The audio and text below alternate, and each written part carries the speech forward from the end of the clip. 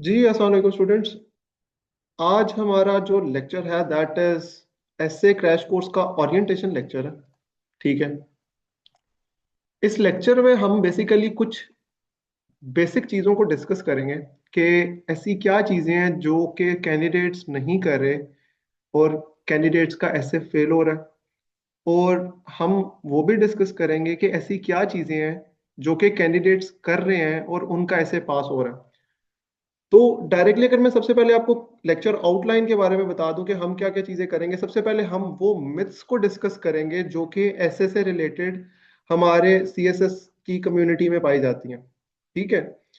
फिर जब हम मिथ्स को डिस्कस कर लेंगे, हम लोग फिर बात करेंगे उन रियलिटीज के ऊपर जिनको फॉलो करके आप लोग अपना सीएसएस पीएमएस या किसी भी वन पेपर का ऐसे पास कर सकते हैं। ठीक है। और अब जब मैं ये बात करूं कि रियलिटीज क्या है, तो वो रियलिटीज कहाँ से आएंगी? वो रियलिटीज दो सोर्सेज से आएंगी मेरी।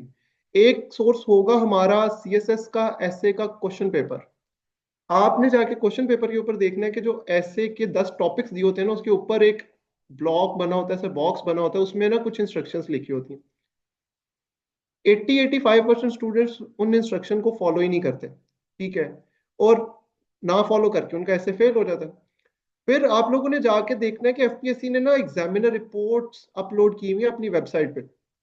उन वेबसाइट की जो रिपोर्ट्स हैं उनके अंदर एफपीएससी ने क्लियरली मेंशन किया हुआ है कि ऐसे में स्टूडेंट्स क्या मिस्टेक्स कर रहे हैं। ठीक है। मिस्टेक्स क्या आ रही हैं? अब मसला ये है कि अगर हम ऐसे के मेंटोर्स की बात करें सीएसएस में, तो हमारे पास इतने ज्यादा मेंटोर्स हैं कि इतनी ज्यादा कंफ्यूजन उस चीज से क्रिएट होगी हुई है। ऐसा नहीं है कि कोई भी मेंटोर गलत पढ़ा रहा, हर मेंटोर ठीक ही पढ़ा रहा होता है। मसला ये है कि हर मेंटोर का एक अपना मेथड है। ठीक है।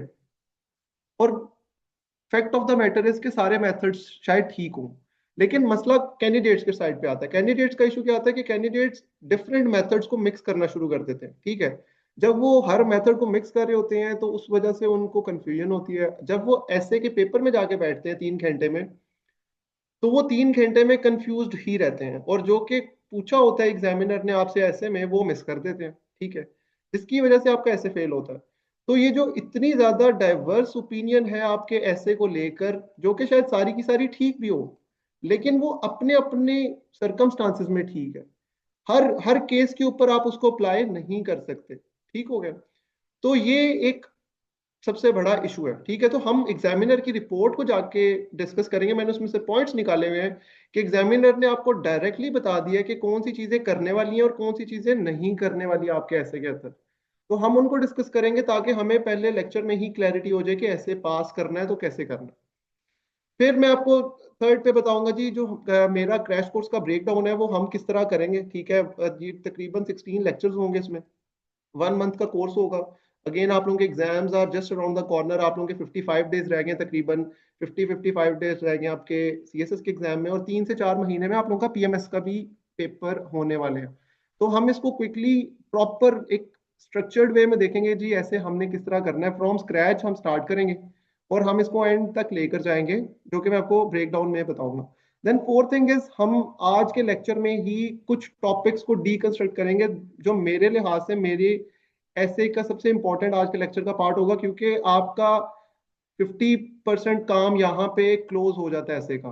अगर किसी कैंडिडेट ने ऐसे को ठीक तरीके से डीकंस्ट्रक्ट कर लिया है, तो ट्रस्ट मी आपका 50% काम हो गया है। और यहाँ पे ही 80-90% कैंडिडेट्स का मसला आता है।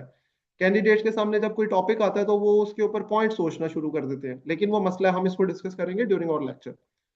तो अगर हम डायरेक्टली अपने पहले पॉइंट पे आए कि जी सीएसएस को लेकर आपके पास क्या क्या मिथ्स हैं। ठीक है। तो मिथ्स में हमारे पास जो मल्टीपल चीजें आती हैं, नंबर वन इज जी कि आपकी किस स्टेटमेंट डिफाइन करेगी कि आपने ऐसे पास करना है या नहीं करना। ठीक है। ये एक मिथ है, यहाँ पे मैं लिखता हूँ बड़ा था कि मिथ्स है ये। ठीक है। आपकी थीसिस स्टेटमेंट नहीं डिफाइन करती कि आपने ऐसे पास करना है या नहीं। इनफैक्ट आपकी थीसिस स्टेटमेंट ये जरूर डिफाइन कर देती है कि आपने ऐसे फेल करना है या नहीं। थीसिस स्टेटमेंट लिखने वाले लोग भी पास कर देते हैं, थीसिस स्टेटमेंट ना लिखने वाले लोग भी पास कर देते हैं। मैंने अपने किसी भी ऐसे में थीसिस स्टेटमेंट नहीं लिखी, मेरे ऐसे पास है। मेरे बहुत से दोस्त हैं जिन्होंने थीसिस स्टेटमेंट नहीं लिखी लिखी उनके भी ऐसे पास है।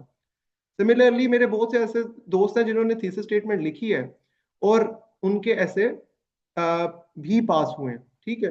तो थीसिस स्टेटमेंट, ये प्लीज इस चीज को समझ लें कि थीसिस स्टेटमेंट डिफाइन नहीं करती कि आपका ऐसे पास होगा या नहीं। हाँ, मेरी रिकमेंडेशन इस पे ये जरूर होती है कि थीसिस स्टेटमेंट आपको नहीं लिखनी चाहिए। उसकी रीजन क्या है? उसकी रीजन मैं लॉजिकल आर्गुमेंट देता हूँ कि हम, आपकी जो आउटलाइन है ना, ये बेसिकली आपके ऐसे का नक्शा है, ढांचा है कि आप अगले जो ऐसे में पूरे 20-25 सफे आपने लिखे हुए हैं उसमें आप क्या क्या चीज पे डिस्कशन करने जा रहे हैं। अब मुझे एक बात बताएं, आपके ढांचे में ही अगर आप लोगों ने ऊपर इंट्रो के अंदर कोई क्रक्स बताया हुआ है, उसकी जरूरत नहीं है ना। उसने आपने आपने कभी बुक जाके देखनी है, बुक में आपको क्या इंट्रोडक्शन के नीचे कोई सिंगल लाइनर या 2 लाइनर या 3 लाइनर कोई क्रक्स मिल रहा होता है? नो, आपके ऐसे में इस तरह की कोई चीज रिक्वायर्ड नहीं है, आउटलाइन में कोई चीज रिक्वायर्ड नहीं है। हाँ, ऐसे में एक चीज जरूर रिक्वायर्ड है, दैट इज आपका very clear stance. Clear stance, ठीक है। क्लियर स्टांस से मुराद ये है कि आपके पास जो भी टॉपिक आया हुआ है ना, उसकी कुछ रिक्वायरमेंट्स है। फॉर एग्जांपल, आपके पास टॉपिक अगर आ गया है, 25 का एक टॉपिक था जी, dynastic politics is the worst mockery of democracy, ठीक है। तो उसमें आपने एक क्लियर स्टांस लेना है कि यस इट इज, ठीक है। और अगर किसी ने नहीं सपोर्ट करना है इसको तो ना करे, बट सिंस टॉपिक की डिमांड है कि स्टांस लेना है, तो आपने उसके ऊपर एक क्लियर स्टांस लेना है कि dynastic politics is the worst mockery of democracy, ठीक है। अब यहाँ पे ये जो स्टांस मैंने लिया है, ये स्टांस आप अपने इंट्रोडक्शन जो पैराग्राफ लिखेंगे उसके अंदर इसको रिफ्लेक्ट करें। आपको आउटलाइन के अंदर थीसिस स्टेटमेंट मैं सजेस्ट नहीं करूंगा। उसकी रीजन ये है कि ये जो थीसिस स्टेटमेंट है, इसको आप थीसिस स्टेटमेंट कह लें, इसको आप स्टांस कह लें, whatever it is up to you, लेकिन आपने इसको इंट्रोडक्शन में रिफ्लेक्ट कराना, ठीक हो गया। देन आपके पास एक थीसिस स्टेटमेंट के बाद एक अगली जो बहुत बड़ी मुझे ऐसे की एक प्रॉब्लम नजर आती है, वो ये है कि आपके जो सीएसएस के टीचर्स हैं उन्होंने ऐसे को ना टाइप्स में डिफाइन कर दिया हुआ है कि जी ये ऐसे की कोई 8-10 टाइप्स बनाई हुई है, पता नहीं मल्टीपल टाइप्स बनाई हुई है कि जी एक ऐसे एक्सपोजिटरी होता है, एक ऐसे आर्ग्यूमेंटेटिव होता है, ठीक है,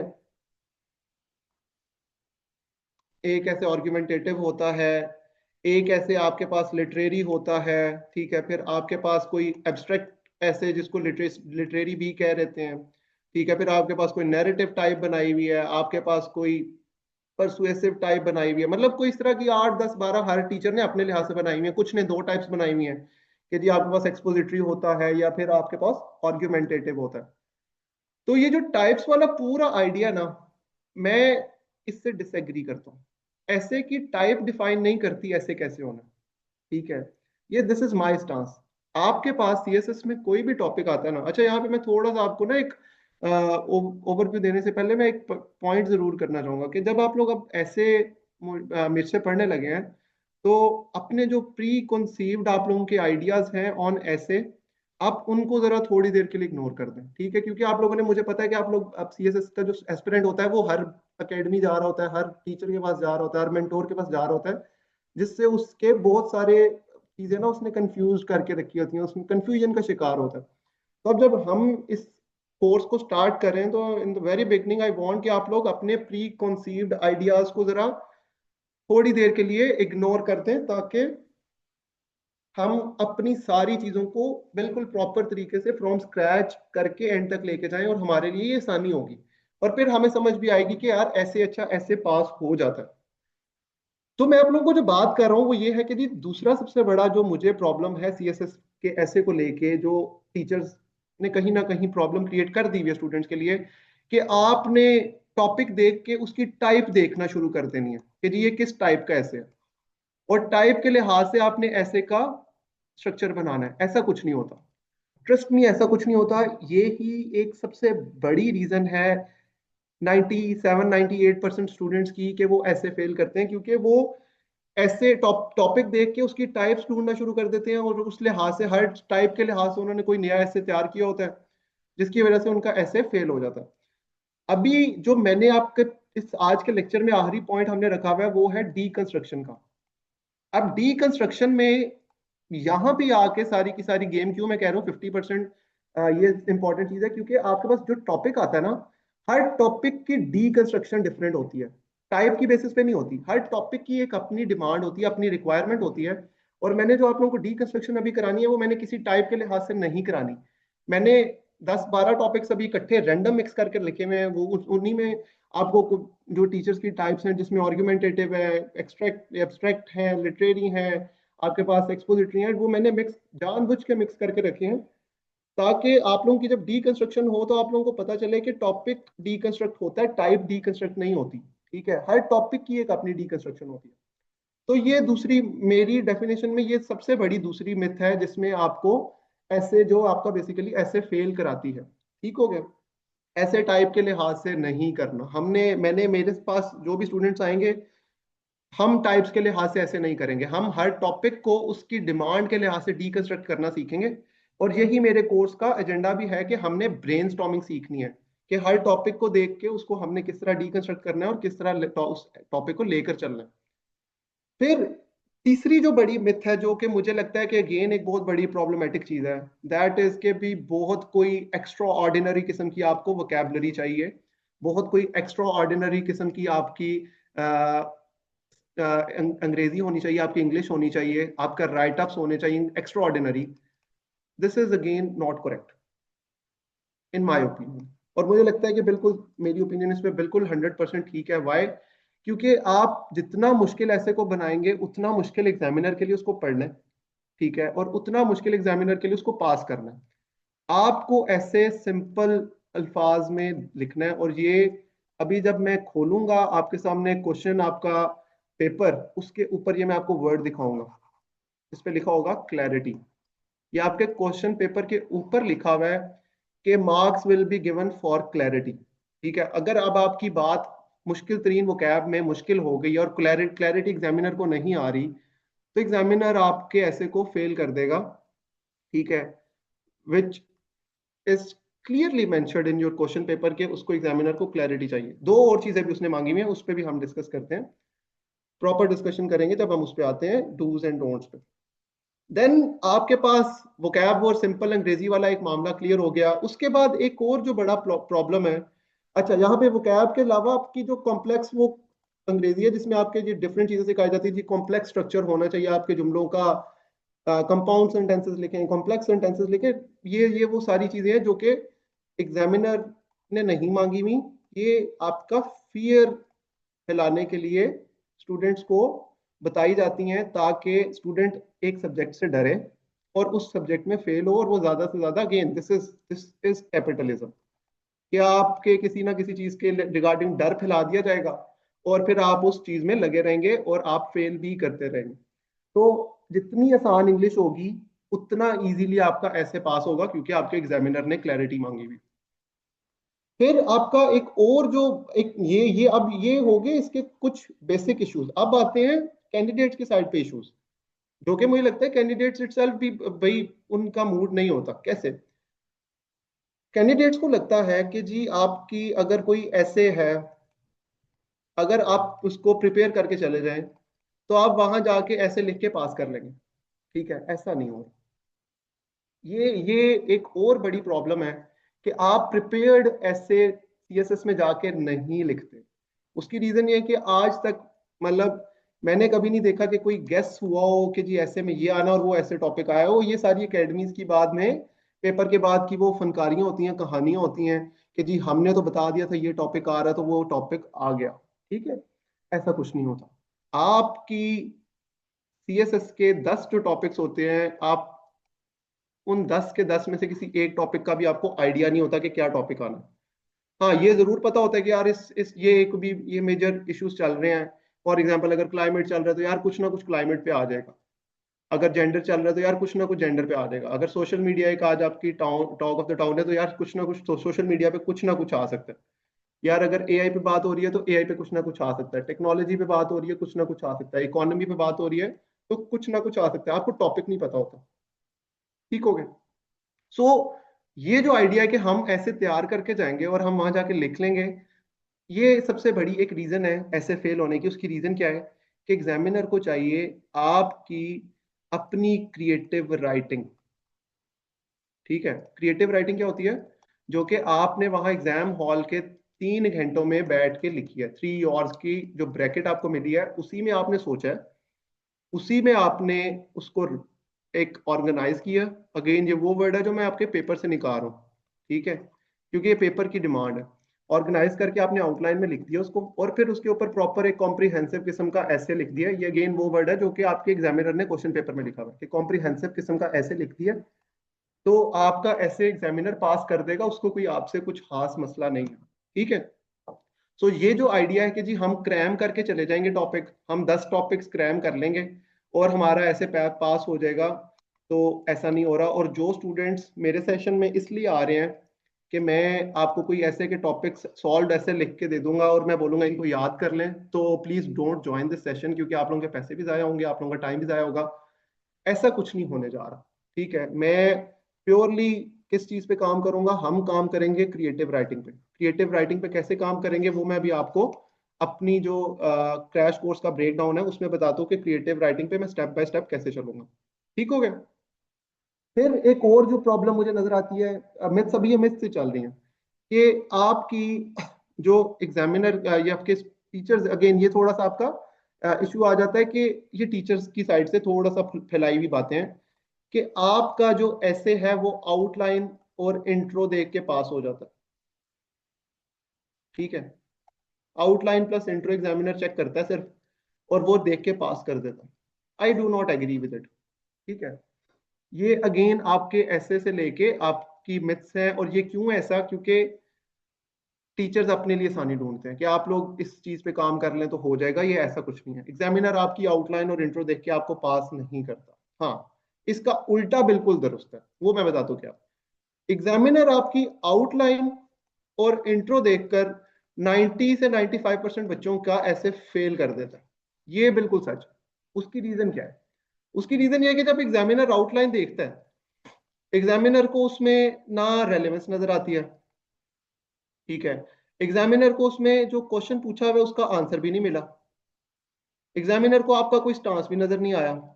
ठीक है, एग्जामिनर को आपके पास कोई अच्छे लॉजिकल आर्ग्यूमेंट्स भी नजर नहीं आए।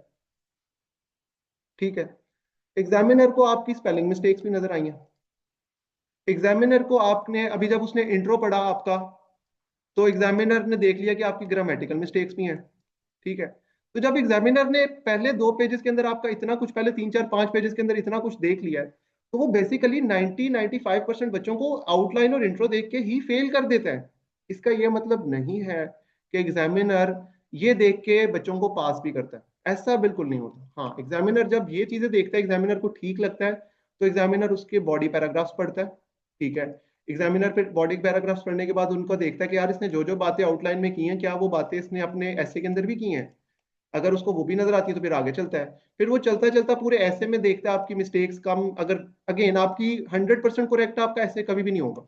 ठीक है, हाँ, वो कुछ मिस्टेक्स होंगी और वो इग्नोर भी करता है, इतना वो रिजिड नहीं है, इतना वो सख्त नहीं है एग्जामिनर। ठीक है, और अल्टीमेटली चलते चलते वो आपके कंक्लूजन तक जाता है, और वो जाके कंक्लूजन पे जब देखता है कि यार दिस इज अ गुड ऐसे, तो वो तब जाके आपको पास करता है।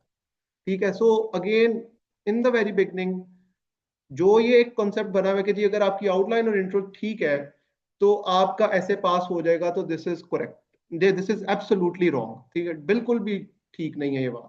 आपका ऐसे पास नहीं होगा इससे। हाँ, ऐसे आपका अगर ये चीजें ठीक मिलेंगी उसको तो वो आगे चलेगा। अगर उसे यहाँ पे मसले नजर आ जाएंगे तो वो यहाँ 90-95% बच्चों के यहाँ पे मसले उसे नजर आ जाएंगे और वो उन्हें फेल कर देगा। ठीक है, बाकी जो 10% बच्चे होंगे उनको वो पूरा उनका ऐसे पड़ेगा, क्योंकि उनकी आउटलाइन ठीक होगी, उनके इंट्रोडक्शन में उसे अंग्रेजी के मसले कम नजर आएंगे, फिर वो पूरा ऐसे देखेगा और इवेल्युएट करेगा, यार अच्छा कितनी आर्ग्यूमेंटेशन है, कितने अच्छे पॉइंट्स हैं, क्या सब कुछ है, और उसके ऊपर से जाके वो आपके 2-3% बच्चों को पास कर देगा। ठीक हो गया। सो यहाँ पे आके आपकी मिथ्स, मैंने कोशिश की है कि मैक्सिमम जो मिथ्स थी ऐसे से रिलेटेड हम उनको डिस्कस कर लें। अब जब मिथ्स हमारी हो गई है तो दूसरा हमारा पोर्शन आता है, दैट इज के रियलिटीज क्या है।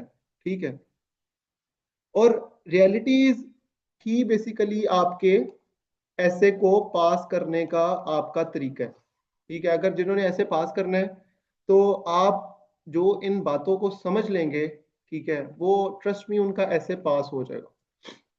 रियलिटीज के लिए मैंने आपको बोला है कि हम रियलिटीज के लिए किन चीजों को देखेंगे। हम देखेंगे आपके क्वेश्चन पेपर को, क्वेश्चन पेपर में क्या लिखा हुआ है, हम देखेंगे एफपीएससी की रिपोर्ट को, कि रिपोर्ट में एफपीएससी ने क्या क्या बातें की हैं। एफपीएससी ने डूज भी बता दी हैं और एफपीएससी ने डोंट्स भी बता दी हैं। ठीक है, तो हम इनको देखेंगे कि हमारे पास क्या हकीकत है सीएसएस के ऐसे को पास करने के लिए।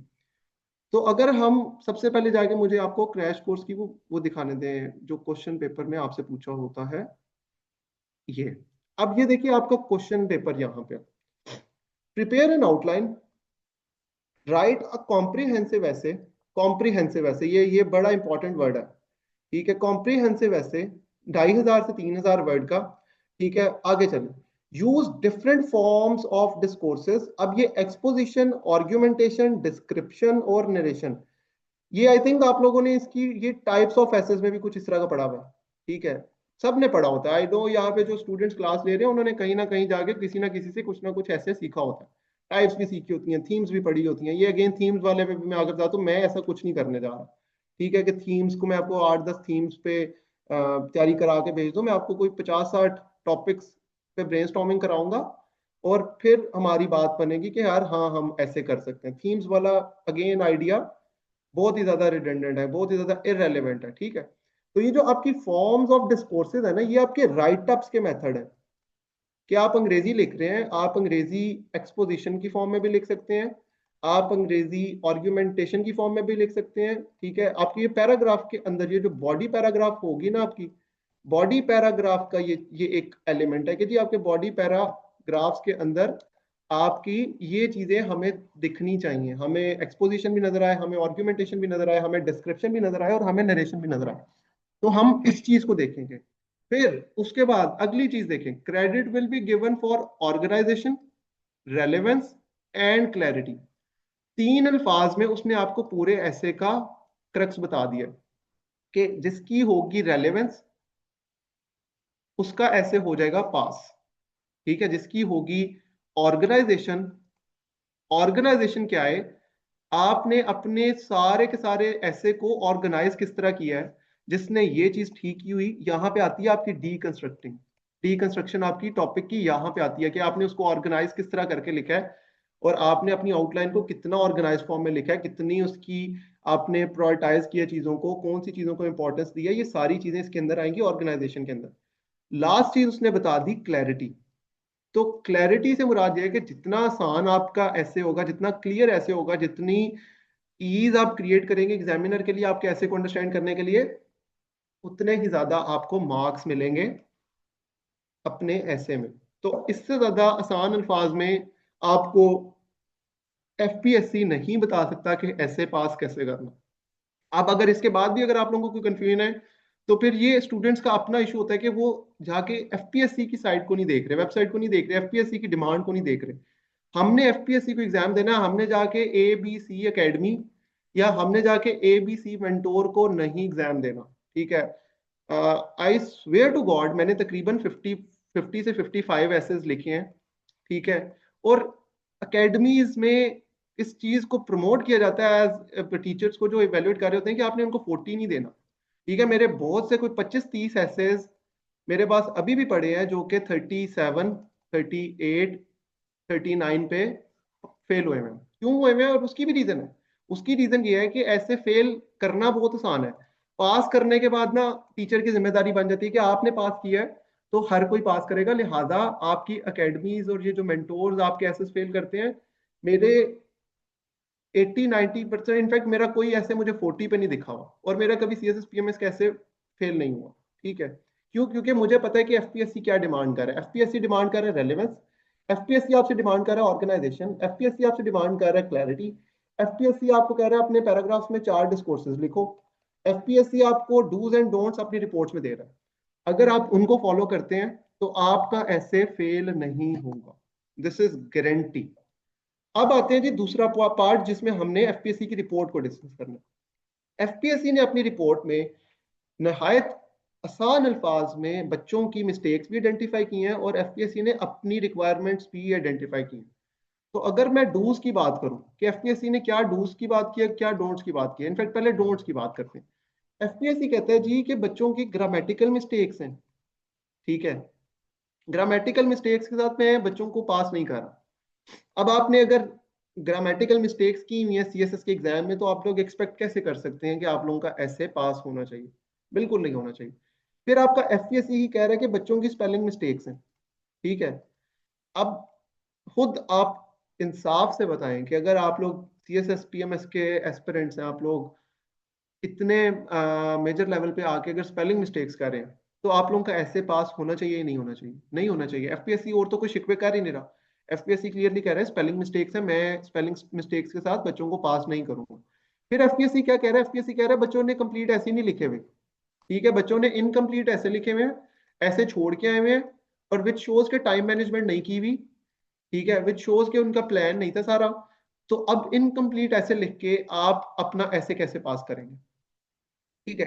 फिर एफपीएससी ही कह रहा है कि बच्चों ने क्रैम्ड राइटअप्स लिखे हैं।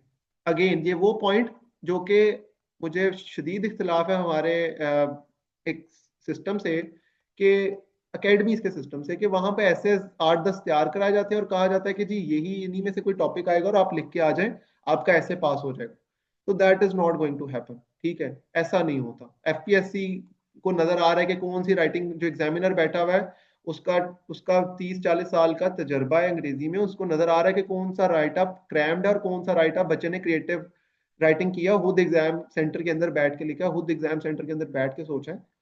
तो एफपीएससी को यहाँ पे आके एक और बड़ा उनको मसला है कि आप लोग क्रैम्ड राइटअप्स लिखते हैं, ठीक है।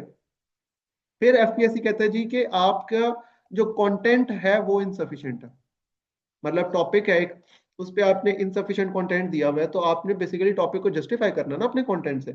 अब यहाँ पे आके मैं कंटेंट पे जरूर डिस्कशन करूंगा कि कंटेंट का आप लोगों का एक बड़ा इंपॉर्टेंट सवाल होता है कि सर कंटेंट कैसे तैयार करना है, तो I will discuss that thing, ठीक है। फिर एफपीएससी ने एक और बात की जी कि बच्चों ने पैराग्राफ फॉर्म में अंग्रेजी नहीं लिखी हुई, ठीक है, सेपरेट जुमले लिखे हुए, सेंटेंसेस लिखे हुए, पैराग्राफ्स का उनको आइडिया नहीं है कि जी पैराग्राफ कैसे लिखना है, ठीक है।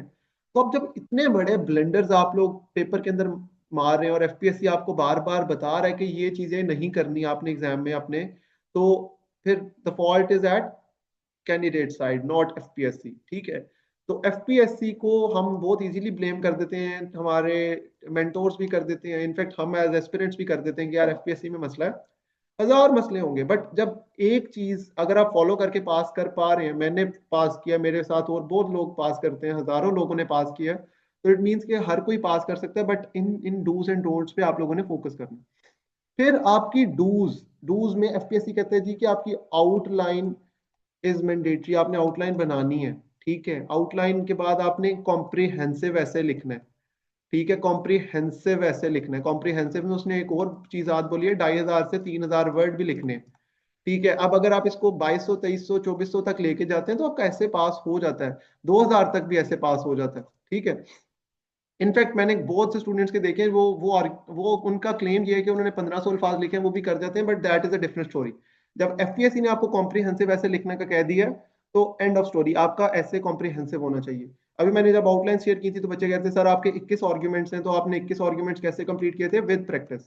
21 आर्ग्यूमेंट्स का मतलब है कि अगर मेरे हर आर्ग्यूमेंट में भी 100 के करीब वर्ड्स आ रहे हैं, और इंट्रो मेरा 150 से 200 के दरमियान है, कंक्लूजन मेरा 125 से 150 के दरमियान है, तो ये इट इज अराउंड 300-400 तक ये बात जा रही है। तो इसीलिए इट इज वेरी सिंपल कि ऐसे क्यों पास हो रहा है। तो जब एफपीएससी ने आपसे डिमांड किया कि मुझे कॉम्प्रिहेंसिव ऐसे चाहिए, तो उनको कॉम्प्रिहेंसिव ऐसे ही चाहिए, ठीक है। फिर एफपीएससी को चाहिए आपकी डूज क्या है? क्रिएटिव राइटिंग, ठीक है, क्रिएटिव राइटिंग जो कि आपने एग्जाम सेंटर में बैठ के की हो, ठीक है, आपने टॉपिक को वहां बैठ के डिकोड किया हो, ठीक है, वहां बैठ के उसके ऊपर ब्रेनस्टॉर्मिंग की हो, और वहां बैठ के उसके ऊपर राइट अप लिखा हो पूरा अपना, ठीक है। तो ये जो सारी डिमांड्स हैं ये एफपीएससी की आपसे डायरेक्टली हैं, ठीक है। फिर एफपीएससी कहता है कि जी आपकी आर्ग्यूमेंटेशन स्ट्रांग होनी चाहिए। आर्ग्यूमेंटेशन से मुराद है आपके जो आर्ग्यूमेंट्स हैं, जो आपकी पॉइंट्स हैं, वो हम डिस्कस करेंगे कि हमारा नेक्स्ट जो एक्सपेंशन ऑफ आपकी आउटलाइन होगी उसमें हम आर्ग्यूमेंट्स की बात करेंगे, ठीक है। और ये दैट इज इट, एफपीएससी की आपसे ये डूज की डिमांड है, ये डोंट्स की डिमांड है आपकी एफपीएससी से। मैंने आपको बता दिया है, एफपीएससी कहता है कि जी क्लियर हो आपका ऐसे, क्लैरिटी हो, ठीक है, आपके ऐसे के अंदर कॉम्प्रिहेंसिव आपका ऐसे हो, ठीक है, आपके ऐसे के अंदर ऑर्गेनाइजेशन हो। तो ये एफपीएससी की डिमांड्स हैं फ्रॉम द कैंडिडेट्स कि आप लोग अपने ऐसे में ये चीजें करें। अब इसके बाद आपको कोई एम्बिग्विटी रह नहीं जानी चाहिए कि सीएसएस ऐसे में हमने क्या करना है क्या नहीं करना, क्या चीजें एफपीएससी डिमांड करता है। बाकी आप लोगों ने, मैंने आपको पहले कह दिया कि अगर आप लोगों ने कुछ भी कुछ प्री कंसीव्ड आप लोगों की आइडियाज हैं, रियलिटीज हैं, आप लोगों के जो भी जेहन में आप लोगों को चीजें सिखाई गई हैं, फॉर वन लेक्चर आप लोग उनको जरा भूल जाएं। ठीक है, और आप लोग उन सब चीजों को भूल के इस लेक्चर को सुने कि आप लोगों को ये सेंस प्रिवेल कर रही है कि एफपीएससी अगर ये डिमांड कर रहा है तो हमने ये चीजें एग्जामिनर को दे आनी है और एग्जामिनर हमारा ऐसे पास कर देगा। Now we have talked about के क्या मिथ्स हैं, वी हैव टॉक्ड अबाउट के क्या रियलिटीज हैं। ठीक है, हमने ये भी डिस्कस कर लिया कि एफपीएससी अपने क्वेश्चन पेपर के अंदर क्या चीजें मांग रहा है, एफपीएससी अपनी रिपोर्ट में क्या मिस्टेक्स आइडेंटिफाई करके दे रहा है। ठीक है, so now we can talk about आपकी थर्ड थिंग के क्रैश कोर्स में हम किस तरह चलने वाले हैं। क्रैश कोर्स ये टेक्निकली होगा 4 वीक्स का। ठीक है, और 4 वीक्स में मैंने इसको इस तरह डिवाइड किया है कि आपके तकरीबन 3 से 4 लेक्चर्स हर वीक में होंगे। अगर अगर हमें जरूरत पड़ी तो हम इसको 5th वीक पे भी ले जाएंगे, क्योंकि हमारे पास अभी जनवरी पूरा पड़ा हुआ है और फरवरी दिसंबर के हमारे पास 15 दिन हैं। तो हम अगर इसको अच्छे तरीके से जनवरी के 25 तक भी ले जाते हैं तो गुड टू गो। हमारा वो ऐसा कोई टाइम कंस्ट्रेंट है नहीं, हम इसको ऐसे, हमारी कंस्ट्रेंट एक ही है कि हमने पेपर में बैठ के ऐसे को पास करना है। ठीक है, उसके लिए हमें जो करना पड़े हम वो करेंगे। ठीक है, देन आपके पास मैंने इसको लेक्चर, आपको लेक्चर जो आउटलाइन है उसको मैंने इस तरह डिवाइड किया कि आपके जो पहले 10 लेक्चर्स होंगे ना, वो कंप्लीटली इस चीज पे होंगे कि आपने अपने ऐसे का स्ट्रक्चर कैसे बनाना। और मैं इसमें आपको अगेन कोई थीम नहीं बता रहा, मैं आपको फिर बता रहा हूँ कि अगर आप थीम्स पढ़ने मेरे पास आ रहे हैं तो मत आए, अगर आप क्रैम्ड राइटअप्स लेने मेरे पास आ रहे हैं तो आप प्लीज मत आए, क्योंकि ऐसा कुछ होने नहीं जा रहा है इस कोर्स में। इस कोर्स में हम क्लास के अंदर बैठ के एसेज कंस्ट्रक्ट करेंगे खुद। ठीक है, हम एक टॉपिक लेंगे और अभी जब मैं आपको डीकंस्ट्रक्टिंग कराऊंगा टॉपिक्स की तो आप लोगों को आइडिया हो जाएगा कि हम क्या करने वाले हैं इस लेक्चर में। ठीक है, और हम पूरे कोर्स में क्या करेंगे, हम एग्जैक्टली इसी तरह अपने लेक्चर्स को कंडक्ट करेंगे।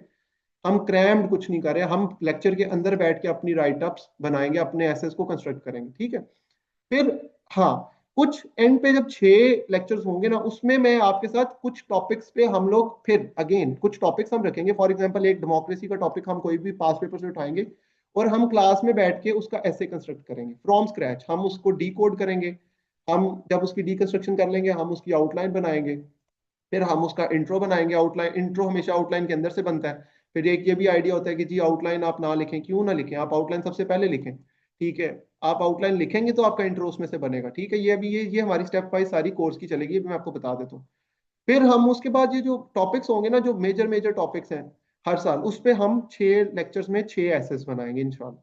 तो हमारा इस कोर्स का क्या होगा, सबसे पहले आज का लेक्चर और नेक्स्ट लेक्चर हमारा होगा डीकंस्ट्रक्टिंग द टॉपिक। ये art of deconstructing the topic, कि आपके पास कोई भी टॉपिक आया है इररिस्पेक्टिव, हम कभी भी उसकी टाइप पे जाके नहीं देखेंगे कि इसकी टाइप क्या है, हमें फर्क ही नहीं पड़ता टॉपिक। हम, हमारा कंसर्न है कि what is the question in hand, what is the topic.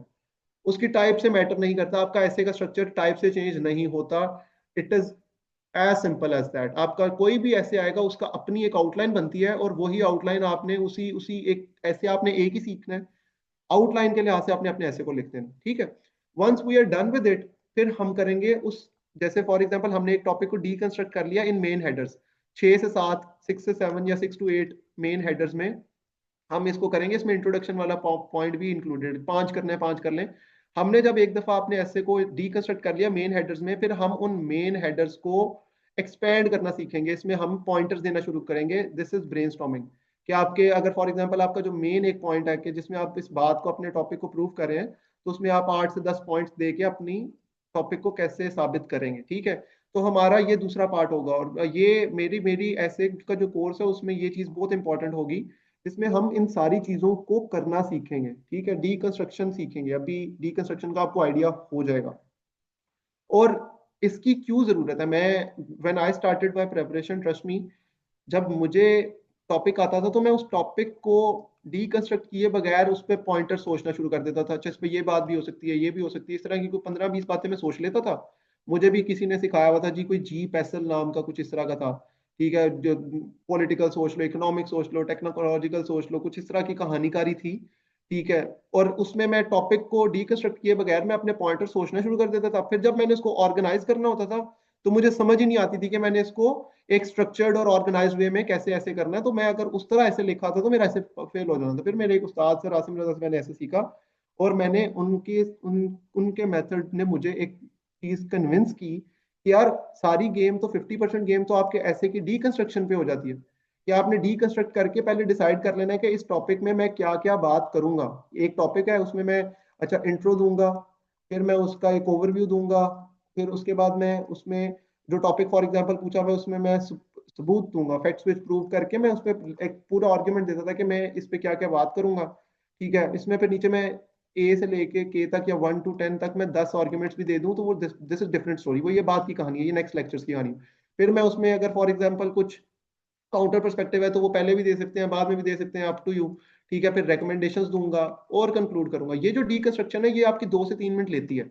आपका टॉपिक कोई भी आएगा, आप उसको डीकंस्ट्रक्शन करने में आपकी ये टॉपिक आपका 2 से 3 मिनट लेगा। ठीक है, आपकी ये 2 से 3 मिनट अगर प्रॉपरली हो गए, आपने टॉपिक को डीकंस्ट्रक्ट प्रॉपरली कर लिया, फिर आपकी एक अगेन आपके पास एक पूरा प्लेग्राउंड है। ठीक है, उसमें से आपका ऐसे एक पेपर है, इसमें आपने अपनी बाउंड्रीज डिफाइन कर ली कि अच्छा मैंने ये जो हमने डीकंस्ट्रक्शन किया, ये बेसिकली हमने अपनी बाउंड्रीज डिफाइन की है। अब जब हमारी बाउंड्रीज डिफाइन होगी, आप इस बाउंड्रीज में रह के आप जो मर्जी सोचें, आपके पास पूरा, आप अगर बाउंड्री डिफाइन किए बगैर पूरे प्लेग्राउंड में खेलना शुरू कर देंगे ना, तो आपको कोई मैच की समझ भी नहीं आएगी। और क्रिकेट में भी आप देखें, दुनिया की कोई भी स्पोर्ट आप जाके देखें, उसमें एक बाउंड्री डिफाइंड होती है कि अच्छा यार ये हमारा ग्राउंड है, इसमें हमारी ये बाउंड्री है। ठीक है, ये बाउंड्री है, इसके अंदर रह के हम खेलेंगे। ठीक है, आपने जब बाउंड्री डिफाइन कर ली, ये बेसिकली डीकंस्ट्रक्शन की मैं बात करूं कि मैंने बाउंड्री डिफाइन कर ली, अब उस बाउंड्री के अंदर रह के मैं जितना मर्जी पूरे ग्राउंड में खेलूं, मुझे कंप्लीट इजाजत है। ठीक है, लेकिन अगर मैं बाउंड्री डिफाइन किए बगैर खेलना शुरू हो जाऊंगा तो मैं बहुत ज्यादा इररेलेवेंट चीजें ऐड करना शुरू हो जाऊंगा, क्योंकि मैंने अपने ऐसे की बाउंड्री डिफाइन ही नहीं की। ठीक हो गया। सो ये हमारा सबसे पहला एजेंडा होगा कि हमने डीकंस्ट्रक्ट करना सीखना है। फिर जब हम डीकंस्ट्रक्शन सीखेंगे तो हम उन मेन हेडर्स को एक्सपेंड करेंगे कि कंप्लीट आउटलाइन कैसे लिखनी है। हमने ब्रेनस्टॉर्मिंग यहाँ पे सीखनी है। ये बेसिकली दिस इज ब्रेनस्टॉर्मिंग, कि आपने हर जो मेन हेडर अपना किया उस पर ब्रेनस्टॉर्म कैसे करना है, आपने उस पर मेजर पॉइंट्स कैसे सोचने हैं। ठीक है, ये अगला होगा। फिर जब हमारी आउटलाइन कंप्लीट हो जाएगी तो आउटलाइन से आपका इंट्रोडक्शन बनता है। ऑलवेज रिमेंबर दिस थिंग, आपका इंट्रोडक्शन तब तक नहीं हो सकता जब तक आपने आउटलाइन नहीं कंप्लीट कर ली। ठीक है, आपका इंट्रोडक्शन आपके पूरे के पूरे जो आउटलाइन है उसकी समरी होगी। ठीक है, ये फिर हमारा नेक्स्ट एजेंडा होगा। फिर अच्छा, यहाँ पे बेसिकली ये जो 3 चीजें ना, ये पैराग्राफ राइटिंग है। पैराग्राफ राइटिंग में आपकी 3 डिफरेंट टाइप्स ऑफ पैराग्राफ है विद इन योर ऐसे। आपका पैराग्राफ है, just give me a second। ये आपका पैराग्राफ है। आपका ऐसे इज बेसिकली 20 से 22 पैराग्राफ का एक कॉम्बिनेशन है। आपका पैराग्राफ राइटिंग है कंप्लीट। पैराग्राफ राइटिंग में आपके पास 3 टाइप्स की पैराग्राफ राइटिंग है। एक है आपका इंट्रो। इंट्रो डिफरेंट तरीके से लिखा जाएगा, उसमें थोड़ा सा लेंथ ज्यादा होगी, वो मैं आपको बताऊंगा लेक्चर्स में। फिर दूसरी पैराग्राफ होगी हमारी राइटिंग बॉडी बॉडी पैराग्राफ्स की, कि जो हमारे आर्ग्यूमेंट्स हैं हमने उनके ऊपर भी तो हर आर्ग्यूमेंट के ऊपर एक पैराग्राफ लिखना है, तो बॉडी पैराग्राफ लिखेंगे। और तीसरा हमारा पैराग्राफ होगा कंक्लूजन का। ठीक है, ये 3 टाइप के पैराग्राफ हम सीखेंगे विद विद न्यूमरस आपकी सैंपल्स। आपके मैं आपको सैंपल्स के साथ ये हम इस चीज को सीखेंगे कि आपने इंट्रोडक्शन लिखना है, तो हम जब आउटलाइंस बना लेंगे, कोई 3 4 5 आउटलाइंस बना लेंगे, फिर हम इसके इंट्रोडक्शन लिखना शुरू करेंगे। अच्छा, अब इस आउटलाइन के इंट्रोडक्शन क्या होगा, तो वो हर आउटलाइन का इंट्रोडक्शन हम डेवलप करेंगे। फिर सिमिलरली जब हमने आउटलाइंस बनाई है तो हम उन आउटलाइंस में से कोई भी पॉइंट आर्ग्यूमेंट उठा के उसका पैराग्राफ बनाना सीखेंगे कि इसका पैराग्राफ क्या होगा। ठीक है, फिर जब पूरी हमारी ऐसे कंप्लीट है तो हमारे पास कंक्लूजन भी आपकी आउटलाइन के अंदर से ही बनता है। ठीक है, तो ये 3 डिफरेंट टाइप के पैराग्राफ्स हैं, वो ये हम वन बाय वन सीखेंगे। और जब ये आपके पास हो जाएगा तो basically combination of 18 to 20 paragraph, 21 paragraph is your ऐसे। ठीक है, और फिर जो आखिरी 6 लेक्चर्स हैं उसमें हम जो मोस्ट इंपॉर्टेंट, मेरी मेरी ओपिनियन में ये 6 मोस्ट इंपॉर्टेंट आपके टॉपिक्स होते हैं। ठीक है, आपके डेमोक्रेसी पे ऐसे आया होता है, तो हम इस इन पे कोई भी अच्छे अच्छे टॉपिक्स उठा के उन पे हम कंप्लीट ऐसे को कंस्ट्रक्ट करेंगे, हम देखेंगे कि हम इस पे क्या कर सकते हैं। ठीक हो गया। तो दिस इज अबाउट आपका कोर्स का ब्रेकडाउन। नाउ हम अपने आखिरी पोर्शन पे आते हैं। और आज चूंकि अभी हमारा ऑलरेडी 40 45 मिनट्स का लेक्चर हो गया, तो हम 20 25 मिनट हम वो एक्टिविटी करते हैं जो हमने अगला पूरा महीना करनी है। तो अब आप लोग अपनी कॉपी पेंसिल्स खोल लें। ठीक है, अब मैं आप लोगों को दूंगा एक टॉपिक, और टॉपिक के बाद आप लोगों को मैं दूंगा 2 मिनट, और मैं आप लोगों को उस पे मेन हेडर्स आपकी डीकंस्ट्रक्शन करना सिखाऊंगा। इनफैक्ट मैं आपको पहले एक टॉपिक को डीकंस्ट्रक्ट किया हुआ टॉपिक आपको दिखा देता हूं ताकि आपको समझ आ जाए। स्क्रीन आपको शो हो रही है? ठीक है, इस पे आ जाए, इस टॉपिक पे आ जाए। अब ये टॉपिक आया हुआ है आपके आई थिंक 2023 के अंदर या 2024 के अंदर। ठीक है, कि people have become overly dependent on technology. ठीक है, अब हमने नहीं देखना कि यार ये आर्ग्यूमेंटेटिव है, ये एक्सपोजिटरी है, ये क्या चीज है, whatever it is none of our business, हमें फर्क ही नहीं पड़ता कि क्या है। हमने इसको अब सबसे पहले करना है डीकंस्ट्रक्ट। डीकंस्ट्रक्ट से मुराद कि हमने मेन हेडर्स अपने डिसाइड करने हैं कि हम इसको किस तरह डिवाइड करेंगे, कि हमने अपने ऐसे को ओपन अप किस किस डोमेन में करना है कि आपकी कॉम्प्रिहेंसिव एक ऐसे हो जाए। कॉम्प्रिहेंसिव याद रखना है, ठीक है, और ऑर्गेनाइजेशन भी याद रखनी है कि एक ऑर्गेनाइज्ड वे में आप बात करें। ये कॉम्प्रिहेंसिव और ऑर्गेनाइज्ड वाले वर्ड्स आपने आउटलाइन में नहीं बोलने। तो this is how I have opened it. ये मैं आपको एक एग्जांपल दे रहा हूँ। अब इसके बाद के जो टॉपिक्स होंगे मैं आपको बताऊंगा, आपको 2 मिनट दूंगा और फिर आप लोग इसको डीकंस्ट्रक्ट खुद करेंगे। ठीक हो गया? So people have become overly dependent on technology, सबसे पहले आप इंट्रोडक्शन लिखेंगे। ठीक है, फिर उसके बाद मैं एक ओवरव्यू दूंगा कि an overview of the spread of technology in the 21st century, कि टेक्नोलॉजी 21st सेंचुरी में किस तरह हमारी लाइफ का पार्ट बन गई हुई है। ठीक है, फिर अब people have become overly dependent on technology, basically ये एक स्टेटमेंट है, एक क्वेश्चन मार्क, क्वेश्चन मार्क नहीं है, क्वेश्चन है हमारे लिए कि क्या ये ऐसा है। ऐसा है तो इसको हमने साबित करना है। तो फिर डायरेक्टली जो मैं कहता हूं कि come to the question, directly come to the question, अपने सवाल का जवाब दें। क्वेश्चन था people have become overly dependent on technology, तो उसका आंसर ये है facts which prove that people have become overly dependent on technology. अब यहाँ पे नीचे मैंने ये ब्रेनस्टॉर्मिंग इसकी अगले लेक्चर्स में हम करेंगे, लेकिन ये हमारी डीकंस्ट्रक्शन है। हम उसको बता रहे हैं कि मैं इस बारे में बात कर रहा हूँ। यहाँ पे आपने उसको, ये आपका मेन हेडर है, ये मेन आपका पॉइंट है, ये आपका मेन पॉइंट है जो बेसिकली आपका आंसर कर रहा है क्वेश्चन को। ठीक है, इसमें हम टाइम वेस्ट किए बगैर हम इसके ऊपर आ गए, facts which prove that people have become overly dependent on technology. फिर आपके आपके पास मैंने आपको बोला कि आपका ऐसे कॉम्प्रिहेंसिव होना चाहिए। कॉम्प्रिहेंसिव से क्या मुराद है? कॉम्प्रिहेंसिव से मुराद है कि ऐसे की जो डिफरेंट डोमेन्स है आप उनको कवर करें। ठीक है, डिफरेंट डोमेन्स को कवर करें। तो आपकी जो ओवर डिपेंडेंस ऑफ टेक्नोलॉजी, उसके कोई ड्रॉबैक्स भी तो आए आपकी लाइफ में। ठीक है, फिर ये आपका नेक्स्ट मैंने हेडर ऐड कर दिया कि जी ओवर डिपेंडेंस ऑफ टेक्नोलॉजी, ये जो डिपेंडेंस ऑन टेक्नोलॉजी है, इसके ड्रॉबैक्स क्या है हमारी लाइफ में। ठीक है, वो डिस्कस करें। फिर आप एक और इसका हेडर मैंने जो ओपन किया कि how can people become less dependent on technology, हम टेक्नोलॉजी की जो डिपेंडेंस है अपनी लाइफ में उसको कम कैसे कर सकते हैं, और कंक्लूड। ठीक है, दैट इज इट। तो ये this is how we are going to do deconstruction. अब जो एनरोल स्टूडेंट है, जो जिनका ग्रुप बना हुआ है, आप लोग क्विकली आप लोग 2 मिनट लें। और ये नेक्स्ट टॉपिक है सोशल मीडिया डिपेंड नहीं, social media deepen, does social media deepen deepen social division और प्रोमोट इंक्लूसिविटी। ठीक है, ये आपका टॉपिक है। इस पे क्विकली मुझे ग्रुप में आप लोग अपना टॉपिक को डी कोड करके भेजें। यू हैव 2 मिनट्स, फिर हम डिस्कस करते हैं कि इसकी डी कोडिंग कैसे होगी। Does social media deepen social divisions और प्रमोट इंक्लूसिविटी, ये आपका टॉपिक है। इस पे 2 मिनट है आपके पास, 1820 तक, 820 तक। आप लोग इसको डी कोड करें और मुझे ग्रुप में भेजें।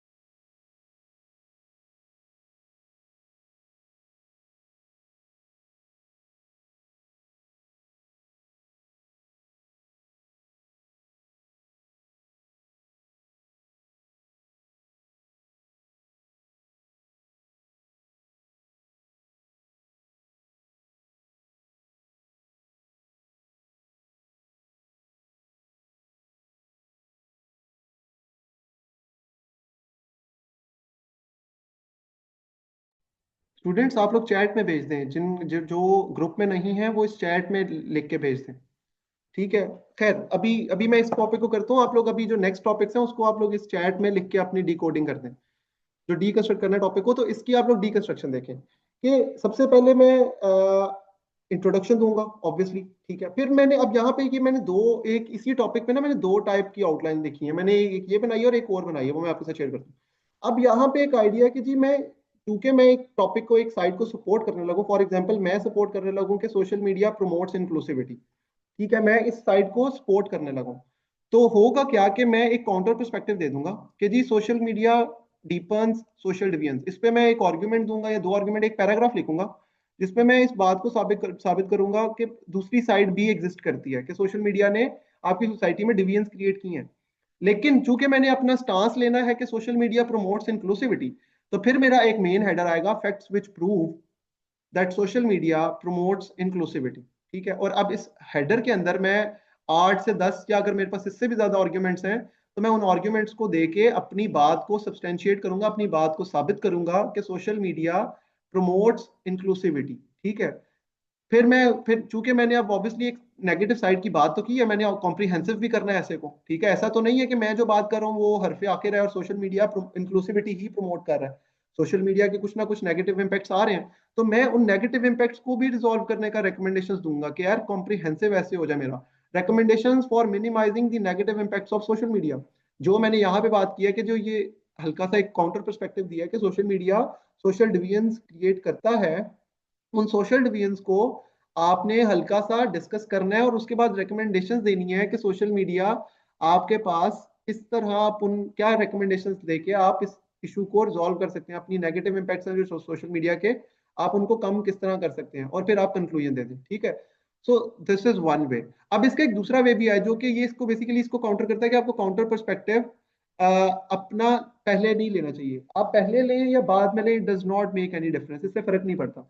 लिहाजा इसी को मैंने दूसरे वे में लिख दिया है कि इंट्रोडक्शन दें, आप डायरेक्ट अपना साबित करें टॉपिक को, facts which prove that social media promotes inclusivity, आपने साइड ले ली, एक अपना स्टांस लिया, दिस इज योर स्टांस।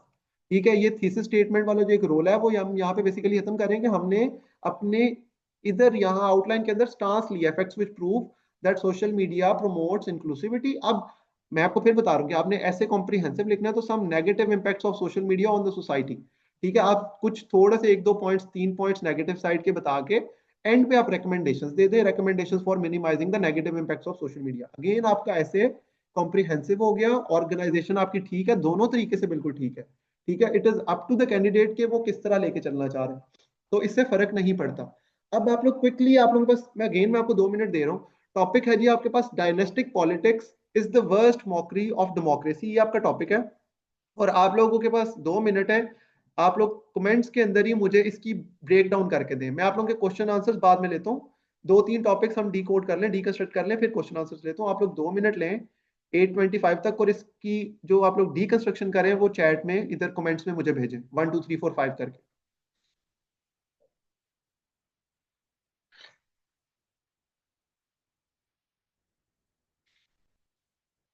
आप लोगों के पास 2 मिनट है, जल्दी जरा इसको डीकंस्ट्रक्ट करें।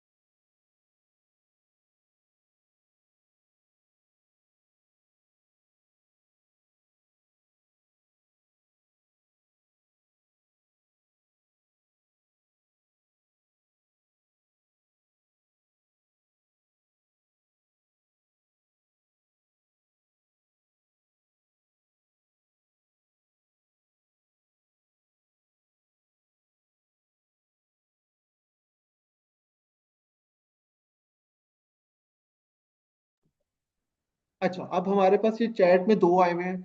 एक आया हुआ जी कायनात का introduction, how dynastic politics is the worst mockery of democracy. बिल्कुल ठीक है, यहाँ पे आप अगर स्टार्ट दे रहे हैं, लेकिन इसमें एक छोटा सा इशू है कि आपके पास डायनेस्टिक पॉलिटिक्स को आप डिफाइन भी तो करें कि आपके पास डायनेस्टिक पॉलिटिक्स जो है वो होती क्या है।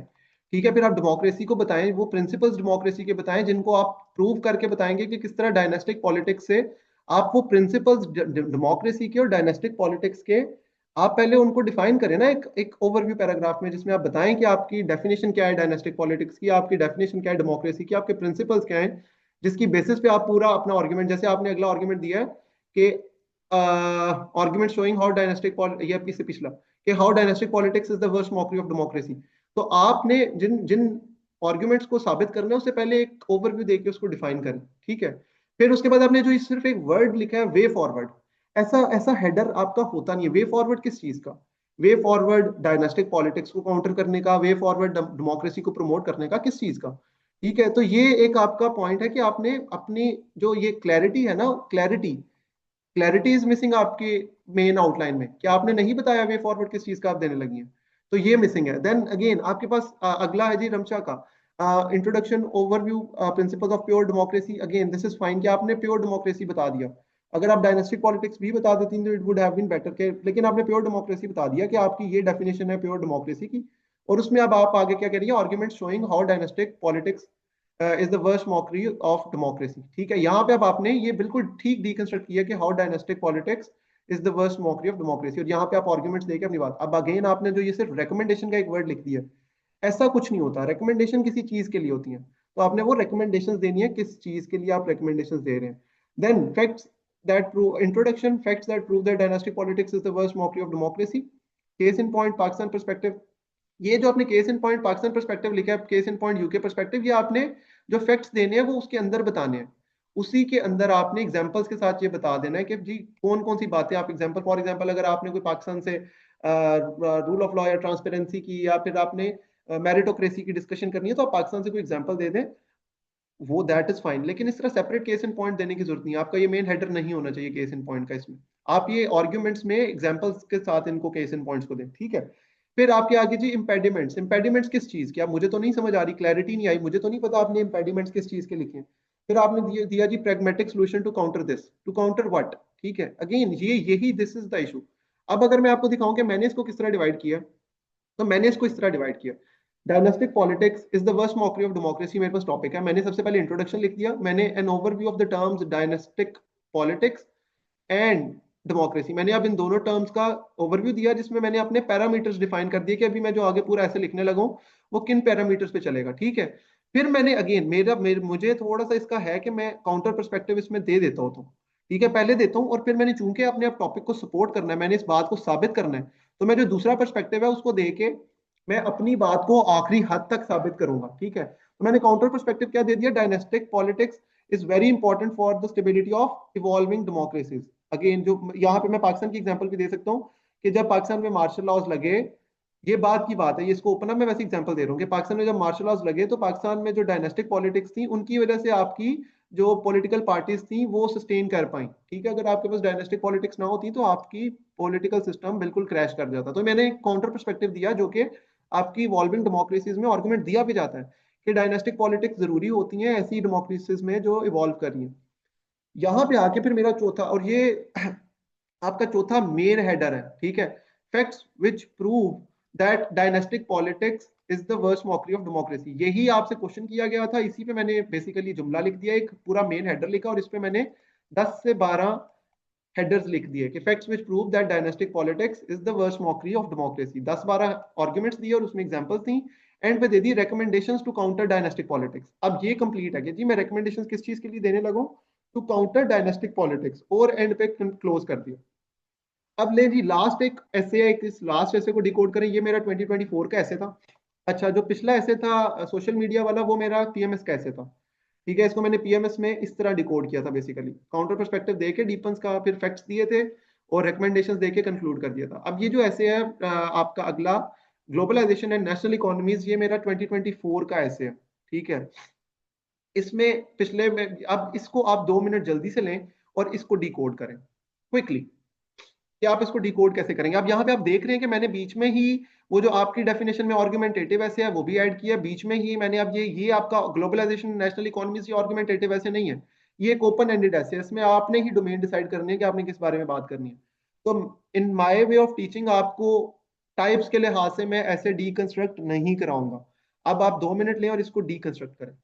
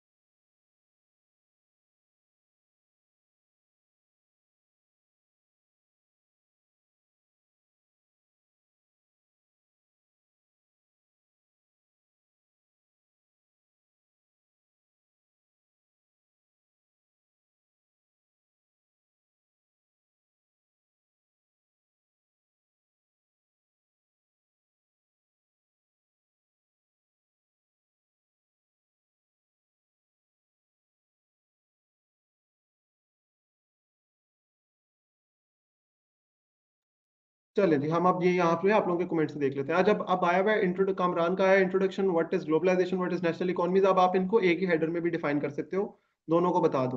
How globalisation is shaping national economies. अब शेपिंग में देखो, शेपिंग पॉजिटिव भी तो होता है, नेगेटिव भी तो होता है, आपने एक ही जगह पे कर दिया। अब जो आपने अगला हेडर दिया और फोर्थ और आपके फिफ्थ हेडर में डिफरेंस क्या है? How globalisation is shaping national economies और impact of globalisation on national economies, difference क्या है दोनों में? Both things are exactly same. ठीक है, इम्पैक्ट ही है, शेपिंग भी इम्पैक्ट ही है, और दूसरा जो आपने हेडर लिखा दोनों सेम हेडर्स हैं। तो ये आ गई आपकी रिडंडेंसी आ गई, आपने सेम आर्गुमेंट, आपने डीकंस्ट्रक्शन गलत कर दी। यहाँ पे एक ही बात को आपने दो दफा कर दिया। अब यहाँ पे जब आप इसको एक्सपेंड करोगे तो आपको दोनों हेडर्स में सेम बातें आएंगी, तो यहाँ पे आपकी डीकंस्ट्रक्शन गलत होगी। फिर नेक्स्ट आया जी कायनात का again introduction, overview of globalisation and national economies, facts which prove that globalization ensures national economies। अब यहाँ पे अगेन ये आपने क्या किया कि आपने देखा कि यार मैं ऐसे में फैक्ट्स लिख दूं। अब यहाँ पे फैक्ट्स तो रिक्वायर्ड ही नहीं है, आपसे कुछ चीज ही नहीं डिमांड की हुई। आपने ऐसे को अपने लिहाज से ओपन करना है, इसको इसकी हर हर ऐसे की अपनी रिक्वायरमेंट है। यहाँ पे फैक्ट्स तो दे के आपने किसी बात को साबित करना ही नहीं, आपने इसको ओपन अप करना है किसी डोमेन में। अब जैसे ये फिजा ने पूछा हुआ है कि सर ये ग्लोबलाइजेशन टॉपिक रिलेशनशिप बेस्ड है, इसमें दोनों एरियाज को डिस्कस करना है। एग्जैक्टली इसमें आपने दोनों एरियाज को डिस्कस करना है कि आपने किस बताना है किस तरह ग्लोबलाइजेशन आपकी नेशनल इकोनॉमीज को पॉजिटिवली शेप कर रही है और किस तरह नेगेटिव कर रही है। और इसमें स्टांस कैसे लेना है कि आपने किसी एक साइड को की तरफ टिल्ट कर जाना है कि जो साइड है वो ज्यादा क्या हो रही है, पॉजिटिव ज्यादा हो रही है या नेगेटिव हो रही है। ठीक है, तो that is how you are going to deconstruct it. अब ये जो आपने कहना किया हुआ है, how the absence of globalisation effects national economy, the way forwards to ensure national economy through globalisation, ये अब आपका यहाँ पे ऊपर डीकंस्ट्रक्शन गलत होगी। तो अब समझ आइए कि ऐसे फेल कैसे हो रहा है कि आप लोगों को लगता है कि कोई एक मेथड हम सीख लें और हम उस मेथड को हर ऐसे पे अप्लाई कर दें। ऐसा नहीं होता। हर हर ऐसे की डीकंस्ट्रक्शन डिफरेंट होगी। हर ऐसे ने अपने लिहाज से डीकंस्ट्रक्ट होना है, और जिस कैंडिडेट को डीकंस्ट्रक्शन करनी आगे टॉपिक की, उसका ऐसे कभी भी फेल नहीं होगा। दिस इज समथिंग कि जिसको आप अपने पहले पेज पे लिख के रख लें कि जिसको डीकंस्ट्रक्शन करनी आगे उसका ऐसे फेल नहीं होगा। फिर आता है जी नेक्स्ट अभी facts which prove how important is globalisation for economies, how again ये डीकंस्ट्रक्शन गलत हो गई है। ठीक है, ग्लोबलाइजेशन है ये एमन की ठीक है।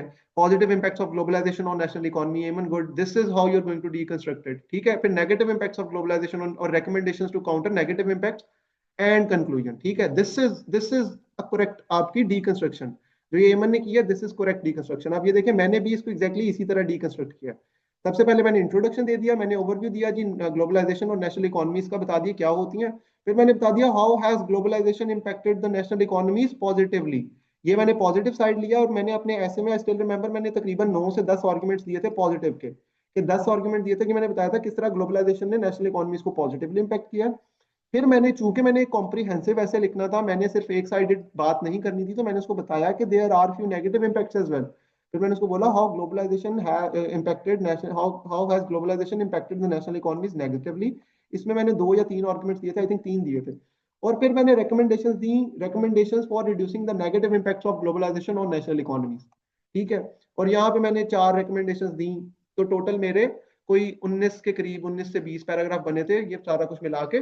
So that is how you deconstruct the topics. अब चूंकि हमारी टाइम क्लास लंबी हो गई है, तो we will wrap it up. अब नेक्स्ट लेक्चर में हम इस तरह इंशाल्लाह मजीद टॉपिक्स को डीकंस्ट्रक्ट करेंगे, ताकि हमें आइडिया हो कि ऐसे ऐसे 50% ऐसे की तो ये स्टोरी है। अभी आप लोगों ने देख लिया कि आप सबने जो डीकंस्ट्रक्शन किया है, 80% 90% स्टूडेंट्स ने डीकंस्ट्रक्शन ही गलत कर दिया है। और वो डीकंस्ट्रक्शन गलत क्यों हो रही है? क्योंकि आप लोगों के प्री कंसीव्ड आइडियाज हैं कि अच्छा हमने इस टॉपिक को इस टाइप को इस तरह डीकंस्ट्रक्ट करना है, फलानी टाइप को इस तरह डीकंस्ट्रक्ट करना है। ऐसा नहीं होता। आपके सामने एक टॉपिक आता है, आप उस टॉपिक को अंडरस्टैंड करते हैं, आप देखते हैं टॉपिक की रिक्वायरमेंट क्या है, उस टॉपिक की रिक्वायरमेंट के लिहाज से आप उस टॉपिक को डीकंस्ट्रक्ट करते हैं, और डीकंस्ट्रक्ट करने के बाद आप अपने ऐसे को एक्सपेंड कर देते हैं। That is it. इससे इससे ज्यादा सिंप्लीफाइड वे में आपका ऐसे नहीं हो सकता। तो जिसको ये चीज करनी आ गई, जिसको डीकंस्ट्रक्शन करनी आ गई, उसका 50% ऐसे का काम हो गया। ठीक है, बाकी 50% के लिए जो मैंने आपको बताया था कि आप लोगों का एक क्वेश्चन होता है, and that is the last thing जो हम डिस्कस करेंगे कि कंटेंट। अच्छा, अब आते हैं जी हम अगली बात पे कि कंटेंट के लिए आप लोगों ने क्या करना है। मैंने आप लोगों को बोला कि आप लोगों का 50% काम ये है, बाकी 50% काम क्या है? जिसपे आप लोगों ने ऐसे को एक्सपेंड करना है, जिसपे आप लोगों ने ऐसे में ब्रेनस्टॉर्मिंग करनी है। ठीक है, और जिसपे आप लोगों ने ऐसे के पैराग्राफ्स लिखने हैं। ये बेसिकली बाकी 50% काम है। ठीक है, अब बात समझें। यहाँ पे आपका क्वेश्चन आता है कि सर हमने कंटेंट कहाँ से करना है? कंटेंट के लिए आपने कोई थीम्स जाके तैयार नहीं करनी। ठीक है, हाईली अनरिकमेंडेड बात है, ये डिस्करेज करूंगा मैं इस चीज को। आप लोगों ने कंटेंट, आप लोगों के 10 और सब्जेक्ट्स हैं CSS PMS के। ठीक है, आप लोग ऑलमोस्ट सारे 23 4 प्लस ही हैं। आप लोगों ने जिंदगी के 25 साल तकरीबन जिंदगी गुजारी है, आप लोगों ने चीजें ऑब्जर्व की हैं। ठीक है, फिर आप लोग यूट्यूब पे चीजें पढ़ते हैं, देखते हैं, आप लोग बुक्स पढ़ते हैं। इन इन सारे प्रोसेस में से आप लोगों की जो जिंदगी के 25 साल हैं, आप लोगों ने 10 सब्जेक्ट्स पढ़े हैं, उसमें से आप लोगों के पास थाउजेंड्स ऑफ आर्ग्यूमेंट्स हैं। ठीक है, आप लोगों ने क्या करना है? डरे बगैर, किसी चीज के डर के बगैर आप लोगों ने उन आर्ग्यूमेंट्स को यहाँ पे फिट इन करना है। ठीक है, आपका 80 से 85% काम ये है कि आपने जो पिछली पूरी जिंदगी में आपने चीजें ऑब्जर्व की हैं, जो आपने अखबार पढ़ी है, जो आपने न्यूज पढ़े हैं, जो आप यूट्यूब पे कंटेंट देख रहे हैं, जो आप पॉडकास्ट देख रहे हैं, जो आप 10 सब्जेक्ट्स पढ़े हैं, उन सब्जेक्ट्स में से आपने आर्ग्यूमेंट उठा उठा के, जब आपने डीकंस्ट्रक्ट टॉपिक कर लिया, तो आपने आर्ग्यूमेंट उठा उठा के अपने इधर डीकंस्ट्रक्टेड टॉपिक्स के मेन हेडर्स में लिखना है कि अच्छा ये बात भी इस बात को साबित कर रही है। फैक्ट फैक्ट है ना, आपने बात साबित करनी है। तो आपने फॉर एग्जांपल, मैं कहता हूँ जी कि सोशल मीडिया प्रमोट्स इंक्लूसिविटी। ठीक है, सोशल मीडिया प्रमोट्स इंक्लूसिविटी, इसमें मैंने साबित करना है बात को। तो मैंने अभी देख रहा कि यार अच्छा, ये जो आपकी सोशल मीडिया पे पोल्स होते हैं, जो आपके सर्वेज होते हैं ऑनलाइन, ये तो इंक्लूसिविटी है, लोगों की ओपिनियन ली जा रही है इसमें। तो मैं इसको भी एज आपका इंक्लूसिविटी बात कर दूंगा। फिर मैं बोलूंगा अच्छा, आपके पास सोशल मीडिया से ही या फिर किसी और टॉपिक पे आप कर लें। ठीक है, इस तरह आपकी जो ये ऑब्जर्वेशंस हैं, ठीक है, या सोशल मीडिया पे कर लें कि मैंने सोचा कि यार अच्छा, वो जब आपकी आई थी, अरब स्प्रिंग आई थी, तो उसने तो सोशल मीडिया ने पूरी सोसाइटी के जो प्रॉब्लम्स थे उसको हाईलाइट कर दिया था। दिस इज माय ऑब्जर्वेशन, इसके लिए मुझे जाके कुछ किताब पढ़ने की जरूरत नहीं है। तो इस तरह की हजारों ऑब्जर्वेशन जो आपने जिंदगी में की हुई है, उससे आपका ऐसे का 80 से 85% कंटेंट आएगा। हाँ, अब बाकी 20% आपने कैसे करना है? फॉर एग्जाम्पल, आपने जो ये थीम्स है, थीम्स, इधर आके थीम्स की मैं बात करता हूँ कि जो आपके मेजर 10 12 जो टॉपिक्स होते हैं, आपको पता है इकोनॉमी पे चीजें आ जाती हैं, आपको पता है जेंडर पे चीजें आ जाती हैं, आपको पता है टेक्नोलॉजी पे ऐसे आ जाता है, आपको पता है आर्टिफिशियल इंटेलिजेंस पे आ जाता है। तो आप लोगों ने जाके क्या करना है? इकोनॉमी पे कुछ चीजें पढ़ लेनी है कि अच्छा, अभी इकोनॉमी के पाकिस्तान के मसले क्या हैं, स्टैट्स आप लोग देख लें, जेंडर के प्रॉब्लम्स देख लें पाकिस्तान के कि क्या है। ठीक है, कितना लोगों खवातीन को बाहर रखा जा रहा है चीजों से, टेक्नोलॉजी में पाकिस्तान के भी क्या मसले चल रहे हैं, क्या प्रोग्रेस है, क्या लॉस। तो ये जो 20% है, ये आप लोग थोड़ा सा जाके उसको देख लेते हैं, अपनी ओवरव्यू ले लेते हैं उस टॉपिक को, ताकि जब आप पूरा ऐसे लिखें तो आप 80 प्लस 20% करके अपना पूरा ऐसे कंप्लीट कर दें। तो that is how you are going to अपना कलेक्ट अपना कंटेंट इसके लिए, ठीक है। इससे ज्यादा आपको कुछ करने की जरूरत नहीं है। जब आप लोगों को ब्रेनस्टॉर्मिंग करनी आ जाएगी, and this brainstorming is something जो कि सिर्फ आपके ऐसे के लिए नहीं है, आपके पूरे के पूरे सीएसएस में यही ब्रेनस्टॉर्मिंग होती है। This is exactly what you do in every paper, every question. आपके पास कोई भी क्वेश्चन आता है, फॉर एग्जांपल आपके पास क्वेश्चन आया हुआ है, what are the economic challenges of Pakistan and what are the solutions. तो अब आप लोगों ने पहले तैयार किया होगा वो, that is not going to help you. अब आप लोगों ने करना क्या है, आप लोगों ने वहां पे प्रॉब्लम्स लिखनी है, एक हेडिंग, ठीक है, उसके नीचे 1 2 3 4 5 6 इस तरह करके पॉइंट सोच लेने क्या है, फिर सॉल्यूशंस लिखने हैं, उसके नीचे 1 2 3 4 5 पॉइंट सोच लेने के ये पॉइंट्स हैं। और that is how you are going to attempt that question. आप लोगों ने कुछ भी अपना क्रैम्ड नहीं लिखना होता, आप लोगों ने वहां पे बैठ के क्रिएट करना होता है। क्रिएटिव राइटिंग सीएसएस का नाम है, अगर होलिस्टिकली बात करूं। So that is it. मैंने आपको अपना पूरा कोर्स का स्ट्रक्चर बता दिया कि किस तरह चलने वाला है। आप लोगों को ये भी बता दिया है कि आप लोगों ने अगर क्रैम राइटअप्स लेने मेरे पास आना है तो बेशक आप लोग ना ज्वाइन करें, क्योंकि वो आप लोगों को नहीं मिलने। हमने यहाँ इसी तरह लेक्चर्स में बैठ के इसको डीकंस्ट्रक्ट करना है।